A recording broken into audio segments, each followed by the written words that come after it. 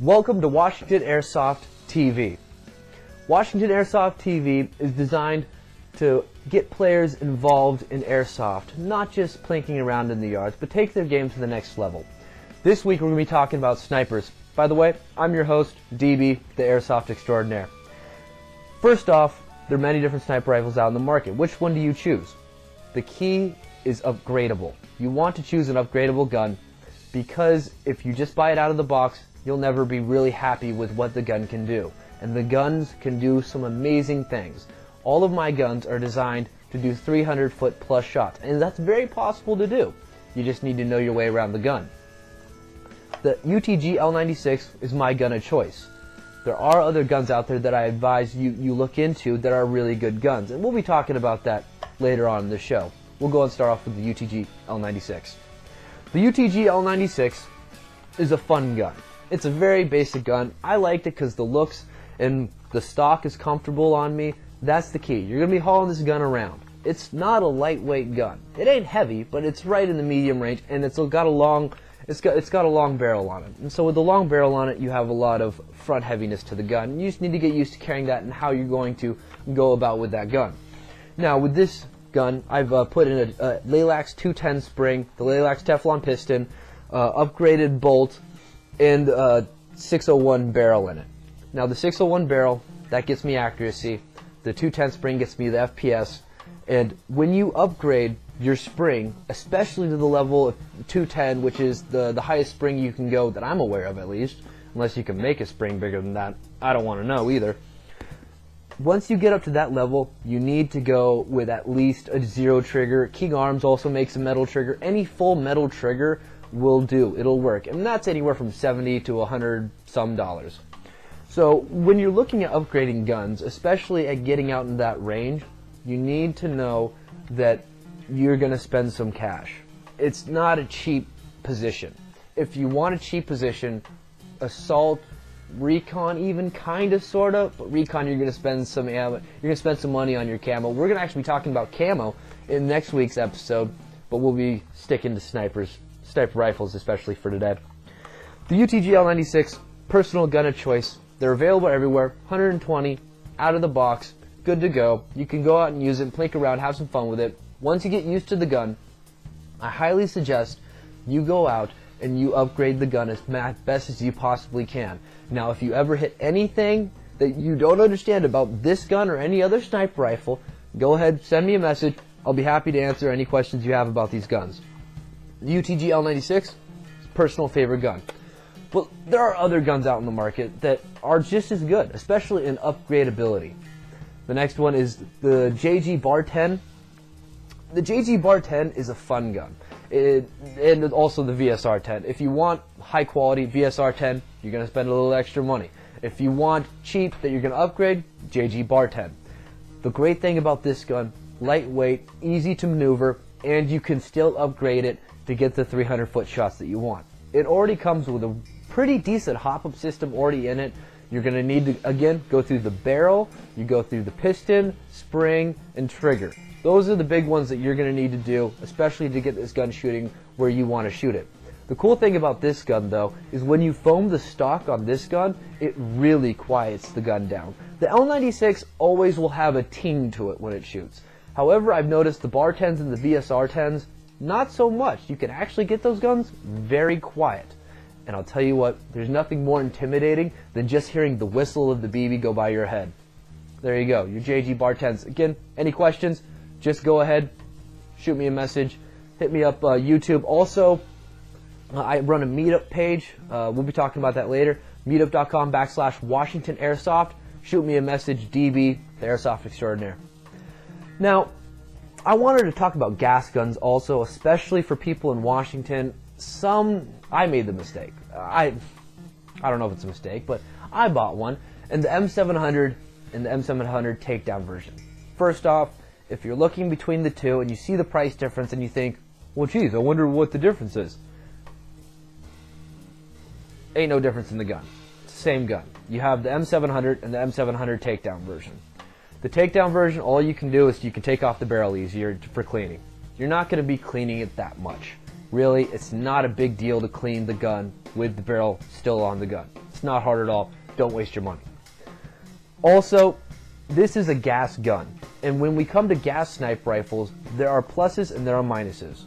Now, for the Washington climate, I do not advise a gas snipe rifle unless you are running an HPA system. If you don't know what an HPA system is, don't get a gas snipe rifle. An HPA system essentially runs oxygen, and they're highly advanced systems, and you need to custom build them. I've heard some horror stories about building them. That's why I've never built one myself. I've heard stories of people blowing the bolts out of the guns, crazy FPS, severely hurting people. I didn't want to go there. Now, there are pluses to M700s specifically, also the other types of guns, because since they're gassed guns, the silencers actually work on them. Because what a silencer and a suppressor is meant to do is it's meant to quiet down the rapid expansion of gas coming out of the barrel. Now, the rapid expansion of gas coming out of a spring gun, like your L96 or your JG Bar 10s, you can't really quiet down the spring no matter what you try. With the M700, no spring, it's all gas. You can quiet it down quite a bit. Here's the issue. You're using green gas or propane in these guns, and that's what I used. Now, in Washington weather, especially if you're playing year-round, we have wet conditions, we have dry conditions, we go back and forth pretty consistently, and a lot of moisture in the air leads to inconsistent firing of this gun. Some shots will be 500 FPS, some shots will be 200 FPS. You'll never, I was personally never able to successfully dial in this gun where I felt confident enough that I could take it out in the field and actually get some kills with it. I turned around and sold it within a year of buying it.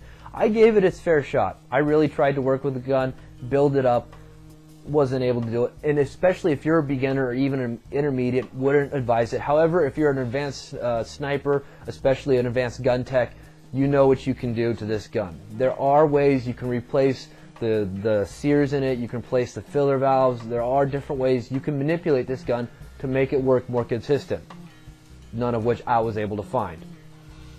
Again, dealer's choice. Across the country, it's going to be a different story. California, this gun works amazing. You're in a consistent dry heat that it doesn't affect your FPS. Your FPS will stay right where it is. It's the condensation and the moisture in the air that affects the propane and the green gas really heavily. Also, cold temperatures do. The colder the temperature, the lower the FPS is going to be. The hotter the temperature, the higher the FPS is going to be. So when you get in some 40-degree weather and below that, it gets a little sketchy. Now, there are also a couple other guns I'd like to mention, some honorable mentions. You can get up in price range and you can go for your Barrett 50 cals or the other guns like this. Ares makes some sweet high-level guns. Here's what you're going to expect out of those guns. Nothing that you're not going to get out of a $125 L96.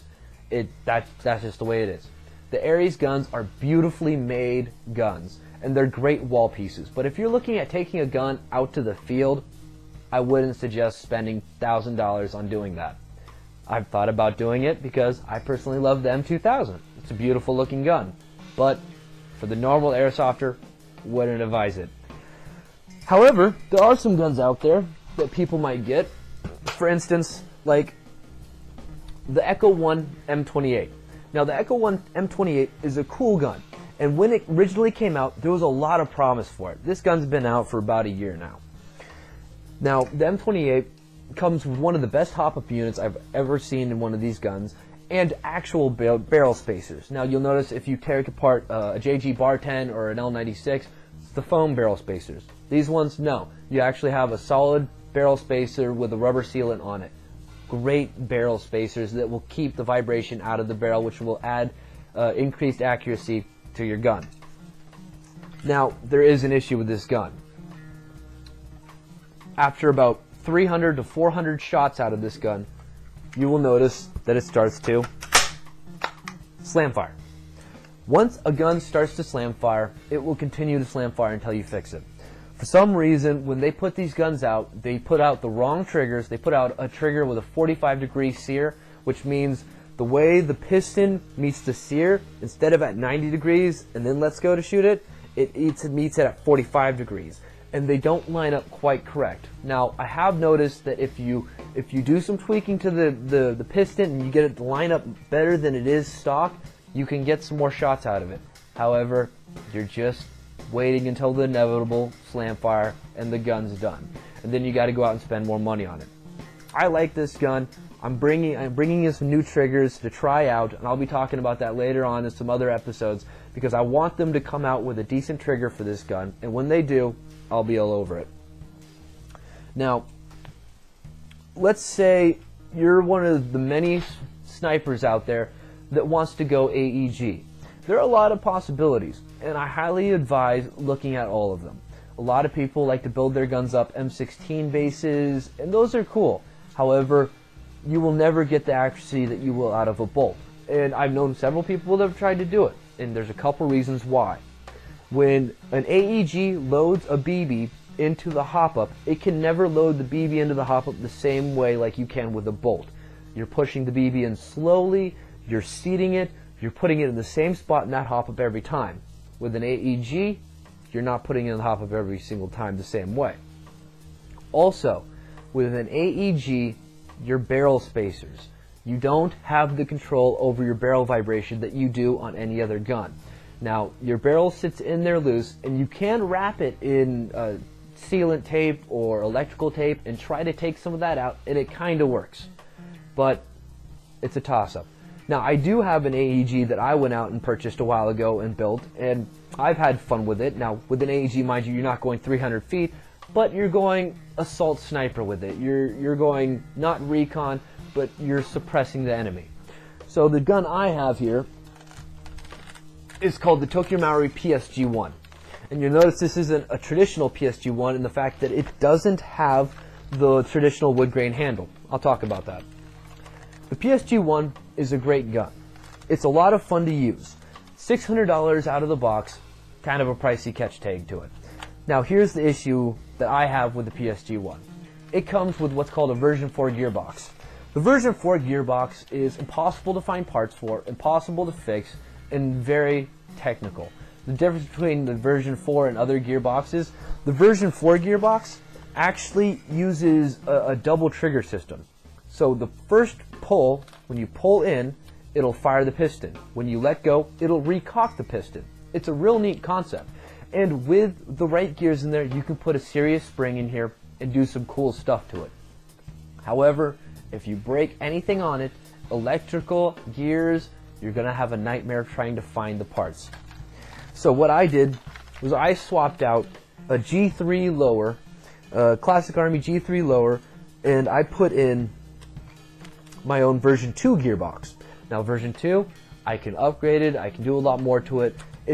The thing about airsoft sniping is you want upgradability. You want to be able to have parts available to you.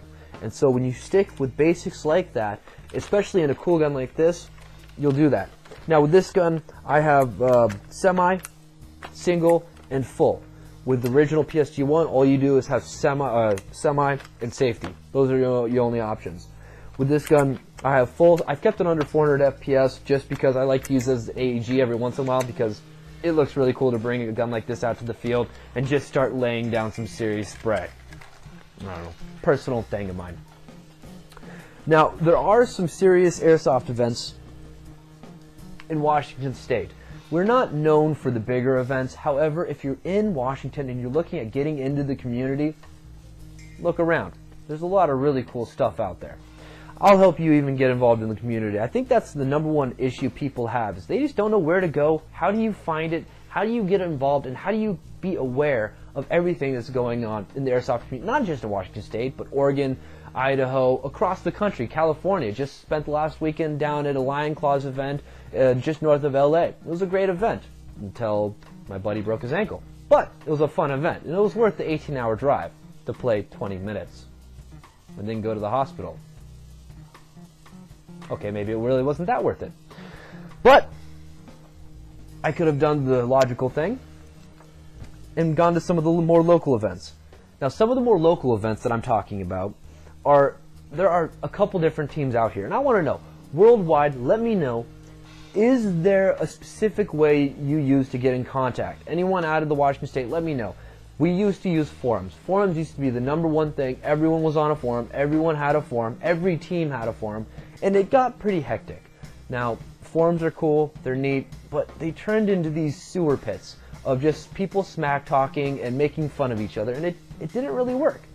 So in Washington, the place to really get involved in airsoft, I found, and be able to track what's going on the easiest is Meetup. www.meetup.com. Go check it out. See if there's an airsoft group around you that uses it. I've found a lot of success using it with my team. Some of the big teams around here that I have a lot of respect for, that I've played with for several years and do some amazing stuff. First off, we're talking Snohomish County. Now, Snohomish County, if you're north of Everett in the Marysville area, this is the group to be a part of. It's run by a guy by the name of Fish. Well, I don't know if it's run by him, but I know he runs most of the events up there. And he runs some of the best Milsim events I've ever been to. Have a blast playing with them, always fun, decent guys that go out there, and you're not going to have to worry about it. And they actually have a game coming up March 17th if you're interested. You can check them out, Snohomish County Airsoft Group. They're up at Meetup. Now, you sign up onto their Meetup page. All you have to do is click, yeah, you're going. Shoot Fish an email saying you're going, and you're in. All you got to do is show up the day of the event. I believe there might be a fee on this one. The game's called The Jungle. It'll be a fun one. Also, 7th group, which is the Snohomish County group, they're actually going to be down at Enumclaw also on March 24th. So if you're looking for another game later in the month, something cool. Now, there's another group around the Washington area, and this group is called TAGS, T-A-A-G-S, and that's Tactical Assault Airsoft Gaming Squad. They run some good games out in the Kent area. Now, both these teams run mainly larger events, so their events are more spaced apart. TAGS, for instance, runs once a month. Now, I've never been to a TAGS event personally. I've known several people that went, and it seems like they have fun. They have a game actually coming on with only a couple spots left, so if you really want to get in, hurry up. You might be able to get into it. And that is, they're having a March game on Saturday, March 10th. Saturday, March 10th, you can go and check it out. 54 people are attending already, so they only have a couple spots left. It'll be a decent-sized game, should be fun, and it's $10 donation per person, just for field maintenance. Now, there is another group, and that's Washington Meetup. Now, well, that's TAGS, by the way. TAGS over there. Now, Washington Meetup is a group. Most of those other groups, like I said, they play a couple times a month. Washington Meetup, the Washington Airsoft Group, I mean, they play bi-weekly during the winter and almost every week during the summer. What they try to do is make it consistent. Go out and have fun. If you're looking for a place to play and you don't want to wait a couple weeks or a month to play your next game, check it out. Meetup.com/Washington Airsoft. That way you can get involved. They have some great Milsim events, and in terms of some of the props that they use, some of the best I've ever seen. They use rocket launchers, claymores, tripwires, and they actually even have vehicles that they'll use at their fields. We'll be talking about how to build your own tactical vehicle later on in a couple episodes. I've built my own tactical vehicle, and I'll be showing that off later. Anyway, for today, that's all we got for this episode. If you have any questions about sniping or any of the events going on in the Washington area, oh, by the way, Washington Meetup Group does have a game coming up this Sunday. If you want to go, all you got to do, meetup.com/Washington Airsoft. We'll catch you next Monday.